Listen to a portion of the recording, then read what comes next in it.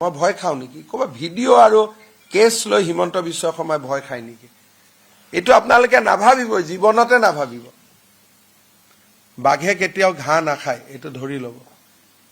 কেছক আৰু মই ভয় কৰোঁ নেকি এইবিলাক কি কথা কয় ইমান দিনে ৰাতিয়ে কাম কৰি থাকো আৰু কেছক ভয় কৰিবৰ কাৰণে কৰোঁ নেকি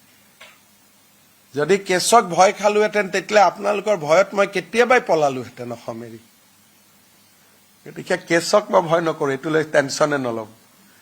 যোনে একোৱে যদি কাবাৰ মনত কাৰেজ থাকে সাহস থাকে সি বেলেগ একো ভয় নকৰে আৰু সেইকাৰণে এনেকে 1.5 লাখ বিঘা মাটি